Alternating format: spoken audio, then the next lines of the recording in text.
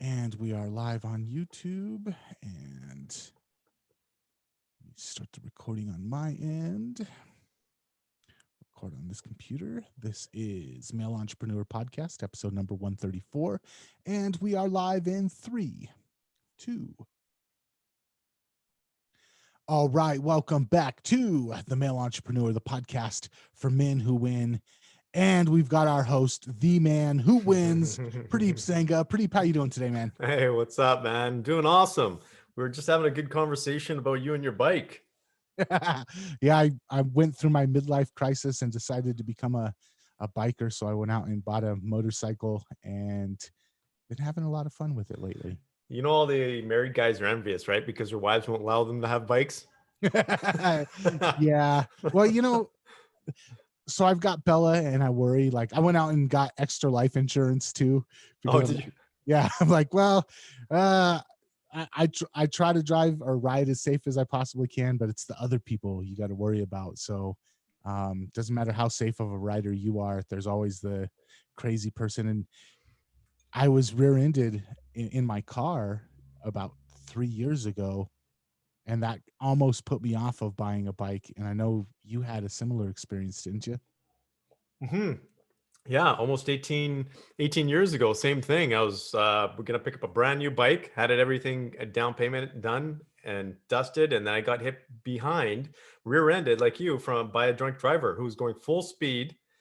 And when I well, long story short, I was actually in a car rather than the bike, so thank God. Otherwise, I wouldn't have been here. But as I got out to see him, he was totally incapacitated, man. He couldn't even talk.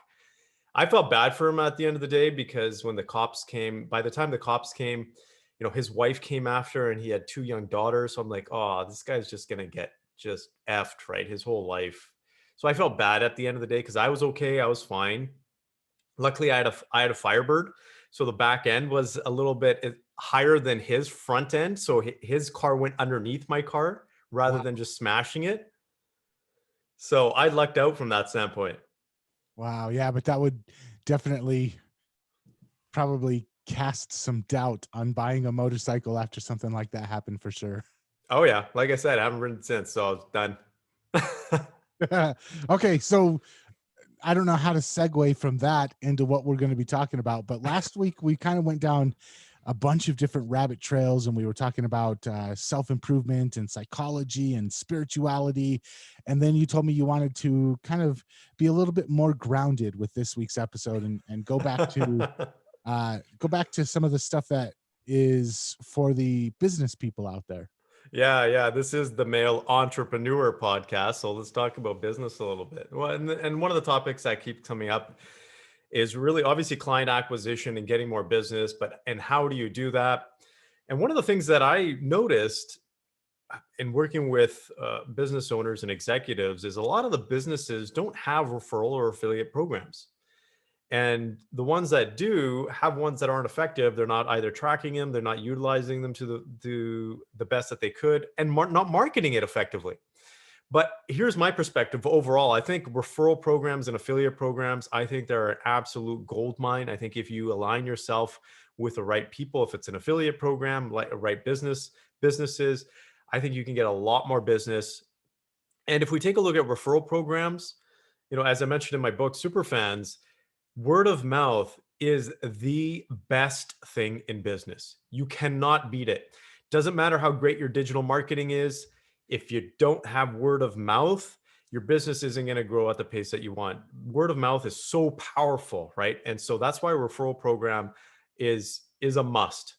Again, you got to do it the right way, and that's what we're going to talk about here today. I've experienced when taking on or doing an exploratory call with a potential client, the ones that come to me with a referral, the ones that come to me saying, hey, so and so had you write this sales funnel for them and they couldn't shut up about how great it was, or so and so showed me what you did with their marketing and the results that they got. Those people, you don't even have to sell them. You just have to qualify them. When you get on the phone with them, it's all about, well, is this somebody who I actually want to take money from, rather than is this somebody I can convince to do business with me? So I'm going to second that. Referrals, if you're not focusing on how to get more referrals, if you're not focusing on actively bringing referrals in, or encouraging people to give you those referrals, you're missing out on not only a lot of business, the easiest type of business. So I kind of want to pique your brain. All of my referrals so far have just been, hey, I heard you worked with so and so and they told me to get a hold of you, but I don't have an active referral getting process. And I'm sure that there's got to be some sort of method that people have worked out, but it's something that I've just kind of been lucking into. And I don't know, uh, I have no idea about how to actively or proactively get referrals. Yeah. So first one, asking for them is the most important thing. So having this as a business priority is important. Teaching your if you're a solopreneur, focusing it on yourself. If you have a team of salespeople, making sure that your salespeople are asking for referrals. I am so amazed at how many people don't ask for referrals. It is so like it's just honestly, it just blows my mind away because they're so simple. If you do an awesome job, if you think about it, you are going, the people that you're serving, they're going to want to tell other people. They're going to want to say, "Hey, look, this is awesome. Have you tried this? You should check this out. You definitely need to get this." So keeping that top of mind, asking is important.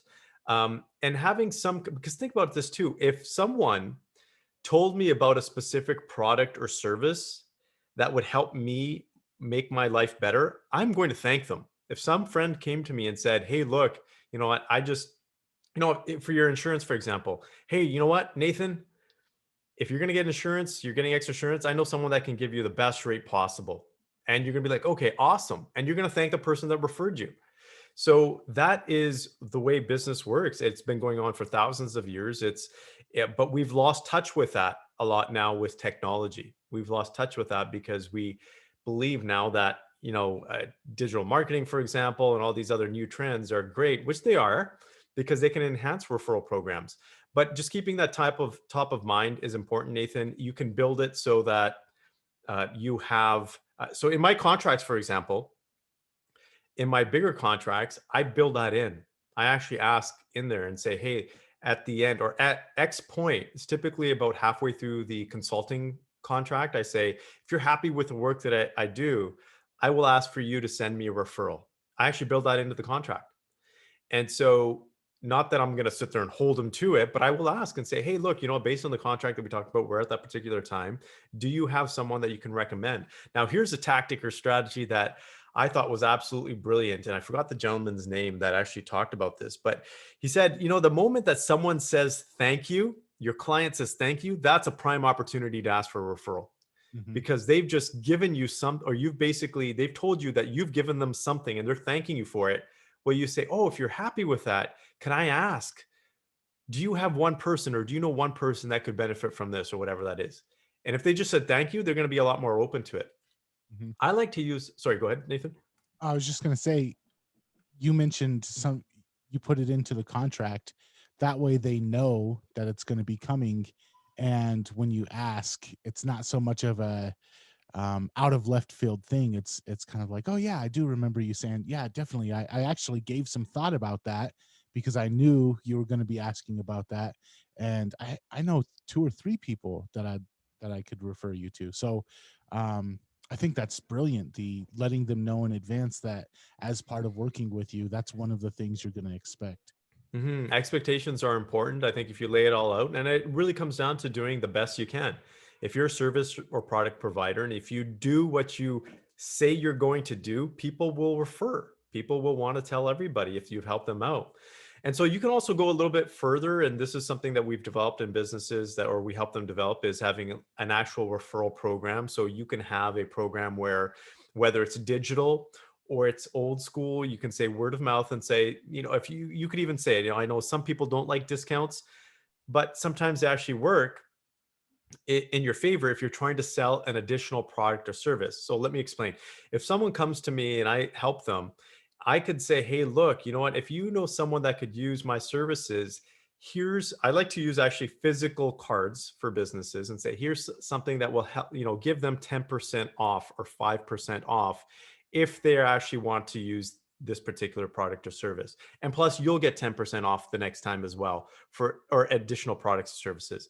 So this works well if you have a physical product or if you have like a oil lube or whatever that station. So something that you're trying to, get people in again, or get additional products or services sold. That works actually very well. If you give them something physical, people actually pay more attention to it because it's actually tangible rather than just saying, hey, look, they will get 10% and you'll get 10%. If you actually give them something physical, and I like to get businesses to use something plastic because rather than just a flimsy card, a plastic one is actually that much more tangible. Because as you know, Nathan, when we talk about the psychology of marketing, for example, is when you hold something that's heavier, you automatically put more weight to it or value to it. So you can, if someone gives you a stack of paper that's, an inch thick, you're going to put more value to it than if someone gives you, one or two sheets. You're going to be like, oh, and if you paid $50 for both, you're going to automatically put more value on the thicker stack because it's just heavier. It's interesting, but actually works for referral programs as well. My question would be, because we've run into this, not specifically with this, and that's why I'm asking, is there legal issues to worry about when you're giving people incentives? I know, and we're going to talk about affiliates. I know that with affiliate programs, sometimes uh, there's legal issues. You can't make this promise. You can't give this as a bonus. You can't do this specific thing. Is that the same? And it's industry by industry. Mm. Uh, in copywriting, one of the things is testimonials. You can have certain types of testimonials for certain industries.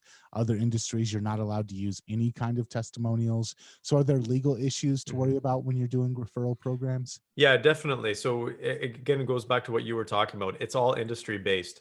So generally, there are not heavy regulations when it comes to referral programs or affiliate programs. But yes, there's industries. If you're insurance, financial services, health, for example, these are types of industries that you definitely want to pay attention to when it comes to referrals, or affiliate programs. But overall, you're pretty safe when it comes to referrals. I haven't come across the situation, maybe you have, Nathan, um, where I know in the financial industry, for example, you can't entice certain people to open up a bank account with certain things. Like you can't, but in the States it's funny because I, where was it, that was it Walmart or somewhere else, that if you bought a certain amount they'd give you, or if you open a bank account at a certain bank, I think it was, they gave you a free gun.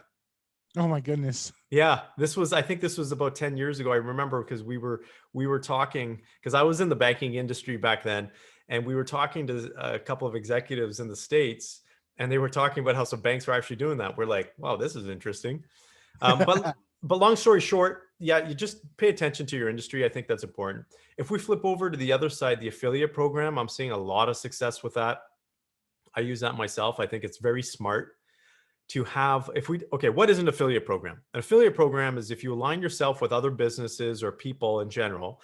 Basically, you're a network or group of people that are referring each other business. And you could do it based on, hey, look, just a, good faith and not have any compensation tied to it. Or you can say, hey, look, for every referral you send or every client you send over to me, I'll give you an X percentage or a flat fee. And that actually works very well because not only does it help you because you have additional people, clients being sent to you, but if you send clients yourself to your affiliate group, for example, you're making additional income. I know a lot of people, especially in the world that we're in, Nathan, in the consulting space, that make about 40% of their revenues, and they're in the seven figures, come from affiliates. Mhm. So they're doing very well. And especially if you have, I actually use this strategy quite a bit with my clients over the last 6 months since COVID, because some of my clients couldn't physically or they couldn't sell a product because they were shut down. But what I said to them was, and what we worked out was they had an X amount of a client list. So let's just say you have a email list of 20,000 people. Well, what are you going to do with that? If you can't sell something to them because you're restricted based on a physical location or product, but you could go to somebody else, or you can go to someone else and say, hey, look, I have a subscriber base of 20,000 people. And I think they might be, wanting to buy your product or service. If I promote you and if you get sales as a result, you know, can I take 10% or whatever that is, how you position it? But that is a brilliant way and a lot of people have made a lot of money and survived through COVID based on that by selling affiliate products to their existing client base. I think that I've I've got a lot of experience in affiliate marketing. Mhm. The thing to, in my opinion, and I'll get your take on this, the thing to Yep. keep in mind is it a complementary, is it a natural thing? So if I'm a yoga instructor and my yoga class gets shut down because nobody's allowed to come in and physically do yoga, can I find somebody who sells yoga mats, or can I find somebody who sells maybe some sort of yoga complementary item, and start letting people know about that, and then taking an affiliate cut? If I sell coaching and consulting, maybe there's something that goes along with that. If I sell health and nutrition, maybe there's a supplement program that I can do. If I'm a whatever it is that you're doing, if there's somebody who's got a complimentary offer, something that helps the people that you're working with get results faster than just working with you alone, um, versus, and the reason why I say that is, if I'm going to you for uh, coaching in my business, and then all of a sudden you send me an affiliate offer for a yoga mat, I'm going to be confused, and I'm going to be like, what the hell is Pradeep doing? Yeah, yeah, totally agree with you because it has to be relevant. That's the one downfall. I think a lot of people, the cool thing with digital marketing is that things are becoming a lot more relevant based on your needs. Probably a little bit too relevant because Amazon knows exactly what you want. Facebook knows exactly what you want, right? They know your in terms of your behaviors. So b- you need to be relevant, basically put. You just nailed it bang on. You need to be relevant, have supplementary products. You need to provide additional value. I'll give you an example. Is I was working with a gentleman that had a photography studio, and in our network, you can say we also had a business owner. She had a playground. Well, the indoor playground for kids. Well, that was shut down, right? Obviously, because of COVID. And what I said to this gentleman was, look, you know what? Maybe you should talk to her because she's got a list of families. She's got a list of people that you could potentially help out. So basically, what ended up happening, and I'm not sure exactly what level he took it to, but basically, she had a whole bunch of mothers on her list, and he had a course for mothers to take better pictures of their kids and how to show their kids how to learn photography. So, what better connection could you make, right? You have a whole bunch of parents sitting at home, don't know how to entertain their kids. Well, here you can sell your course to them in terms of how to take better pictures, not only for the parents, but for the kids. So, if you be smart from that perspective, you can actually create some huge, huge connections. I don't know why, Nathan. This is a simple one for physical locations. It just makes sense. If you're in a mall, let's just say a strip mall or whatever it is, for the business owners in that strip mall to get together and say, okay, how do we create an affiliate program? It would make sense for you to send business to each other, obviously, if you're not competing. But I see that's not happening. I don't see that level of collaboration. So affiliates are powerful. All I can say is they're so powerful because it does two things. One is it brings you additional business, but also what it does is it creates what we call stickiness. Because if you become that central hub for products and services, even if it's not you selling, people see you as the go-to business. They see you as the one that knows other people or other businesses that could potentially help that person with a product or service. So you will be known as that person eventually, or that business that has connections to other businesses. So when your clients want something, they may actually just proactively come to you and say, I know you don't sell this, but do you know someone who does? Or can you provide this to us? So there's a lot of benefits with it. Okay, so you've gotten a bunch of little synapses in my brains firing and connecting, and I'm thinking about a bunch of different things right now for my own business. If a business owner is listening to this podcast right now and they're saying, hey, I want to talk to Pradeep, and this is something that I haven't thought about, and I want to get his take on how this could help impact my business. Is there a way for people to get a hold of you? And is that even something that you're interested in doing? Yeah, absolutely. Yeah, and you know what? I'm going to switch here because I would normally say email, but we're testing out this new text strategy here where we're actually text back and forth because we're finding it a little bit easier. So our new text number is 888-210-5566. So if you text that number, then we will text you back and I'll set up a time to actually have a conversation with you and see what your needs are and see if we can help you out. Repeat that number one more time. Sure. It's 888-210-5566. Awesome. And if people want to check out more episodes of the podcast, Check out YouTubeformen.com and mailpodcast.com. sweet. All right, man. Until next time, we will catch you later. Can't wait, man. Right. That was a good one. Yeah, we got some good stuff there.